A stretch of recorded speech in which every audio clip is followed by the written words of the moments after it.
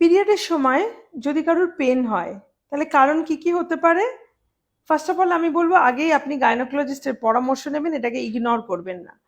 Number one common কারণ বেশিরভাগ ক্ষেত্রেই পিরিয়ড রিলেটেড একটা নর্মাল পেন হয়, যেটাকে আমরা বলি যে এটা নর্মাল, কিছুটা নর্মাল। সেটা কেন হয়? যে ওভুলেশন হওয়ার পর কিছু কেমিক্যালস এমনভাবে রিলিজ হয়, বা কেউ যদি একটা বড় ক্লট পাস করে তখনও একটা ইউট্রাসের কন্ট্রাকশনের জন্য পেন হয়। That is one reason. Second reason হচ্ছে চকলেট সিস্ট বা এন্ডোমেট্রিওসিস বা অ্যাডেনোমায়োসিস, এই ধরনের কারণ, যেগুলো পিরিয়ড পেনফুল পিরিয়ডের কারণ। নাম্বার থ্রি বলতে পারেন ফাইব্রয়েড ইউটেরাস। যদি কারোর ফাইব্রয়েড থাকে ইউটেরাসের মধ্যে, যে ইউটেরাসের শেপ এবং ক্যাভিটির মধ্যে শেপ ডিস্টর্ট করেছে, বেশি ব্লিডিং এবং পেন নিয়ে প্রেজেন্ট করে।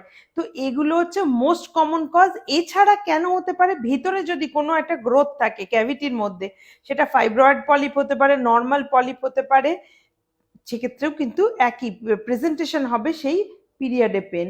তো পিরিয়ডে পেন অনেক কারণে হয়। এছাড়া কারুর কারুর কি হয় না, যাদের বা আইবিএস আছে বা ইরিটেবল বাউল সিনড্রোম আছে, তাদেরও দেখা যায় পিরিয়ড পেন। খুব অ্যাংশাস পার্সোনালিটি, তাদেরও অনেক সময় পিরিয়ড পেন থাকে। তো পিরিয়ড পেনের এগুলো নানা কারণ।